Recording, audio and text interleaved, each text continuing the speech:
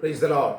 അനുഗ്രഹിക്കപ്പെട്ട ഈ നല്ല പ്രഭാതത്തിലെ ധ്യാനത്തിനായിട്ട് ഉൽപ്പത്തി പുസ്തകം 39-ാം അധ്യായം അതിൻ്റെ 3-ാമത്തെ വാക്യം, യഹോവ അവനോട് കൂടെ ഉണ്ടെന്ന് അവൻ ചെയ്യുന്നതൊക്കെയും യഹോവ സാധിപ്പിക്കുന്നുവെന്നും അവൻ്റെ യജമാനൻ കണ്ടു. ദൈവത്തിന് സ്തോത്രം. യോസഫിനെ കുറിച്ച് പറയുന്ന ഒരു വചനമാണ് നാം ഇന്നത്തെ പകൽക്കാലത്തെ ധ്യാനത്തിനായിട്ട് വായിച്ചത്. താൻ ചെന്ന് കയറിയ, അർത്ഥാൽ തന്നെ ഒരടിമയായി കൊണ്ട് കയറി ചെന്ന ഭവനത്തിൽ അല്ലെങ്കിൽ ആ കൊട്ടാരത്തിനകത്ത് താൻ താമസിക്കുമ്പോൾ അവിടെയുള്ള രാജാവ് ഈ യോസഫിനെ കുറിച്ച് അറിയുകയാണ്. യഹോവ അവനോട് കൂടെ ഉണ്ടെന്നും അവൻ ചെയ്യുന്നതൊക്കെയും യഹോവ സാധിപ്പിക്കുന്നു എന്നും അവൻ്റെ യജമാനൻ കണ്ടു എന്നാണ് പറയുന്നത്. എന്നെ ശ്രദ്ധിക്കുന്ന വാത്സല്യ സഹോദരങ്ങളെ, നമ്മളെ മറ്റുള്ളവർ കാണുമ്പോൾ, മറ്റുള്ളവർ നമ്മളെ വീക്ഷിക്കുമ്പോൾ ദൈവം നമ്മുടെ കൂടെയുണ്ടെന്ന് നമ്മളിൽ കൂടെ മറ്റുള്ളവർ മനസ്സിലാക്കാൻ കഴിയണം. വിശുദ്ധ വേദപുസ്തകം പറയുന്നു, ഒരുവൻ ക്രിസ്തുവിലായാൽ അവൻ പുതിയ സൃഷ്ടിയാകും, പഴയതോ കഴിഞ്ഞുപോയി. ഒരു അടിമയായിട്ടാണ് രാജകൊട്ടാരത്തിൽ എത്തപ്പെട്ടതെങ്കിലും അടിമയായിരിക്കുന്ന യോസഫിനും ചില വ്യത്യസ്തത കണ്ടു മനസ്സിലാക്കുവാൻ രാജാവിന് സാധിച്ചു.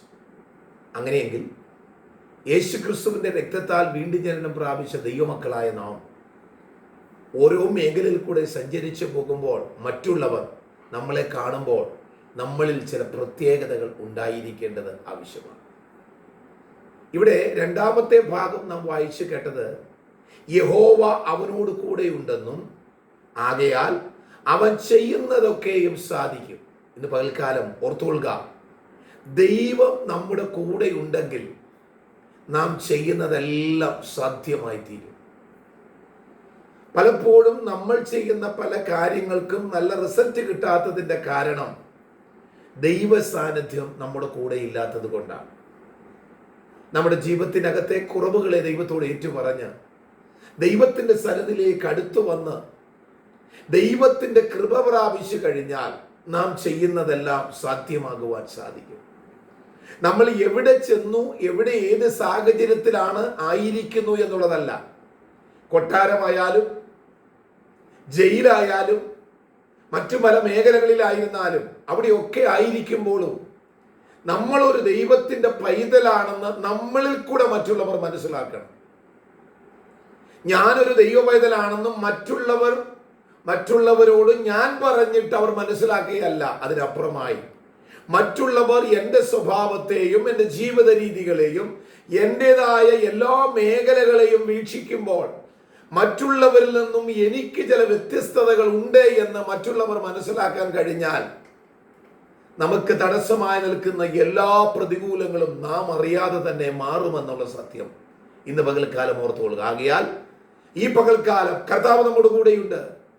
നമ്മൾ ചെയ്യുന്ന കാര്യങ്ങൾ സാധ്യമാക്കപ്പെടണമെങ്കിൽ കർത്താവിന്റെ സാന്നിധ്യം നമ്മുടെ കൂടെ ഉണ്ടാകണം. നമ്മൾ ദൈവത്തോട് കൂടെ നടക്കുകയും ദൈവം നമ്മുടെ കൂടെ നടക്കുകയും ചെയ്യുമ്പോൾ അതേ ഇന്ന് പകൽക്കാലം നമുക്ക് നല്ല ഫലങ്ങളെ അയക്കുവാൻ കഴിയും.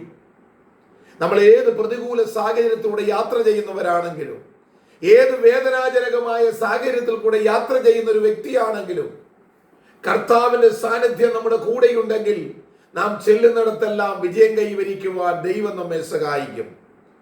യോസഫിനെ പോലെ നമ്മെക്കുറിച്ച് മറ്റുള്ളവർ പറയട്ടെ, ഇവൻ ദൈവത്തെ സേവിക്കുന്നവരും ഇവൻ ചെയ്യുന്നതെല്ലാം സാധ്യമാകുന്നു എന്നും മറ്റുള്ളവർ നമ്മളെ കൊണ്ട് കുറിച്ച് ഇന്ന് പകൽക്കാലം പറയുവാൻ നമുക്കൊരു തീരുമാനമെടുത്ത് ഇന്നത്തെ നമ്മുടെ ജീവിതയാത്രയെ ആരംഭിക്കുവാൻ ദൈവം നമ്മെ സഹായിക്കട്ടെ.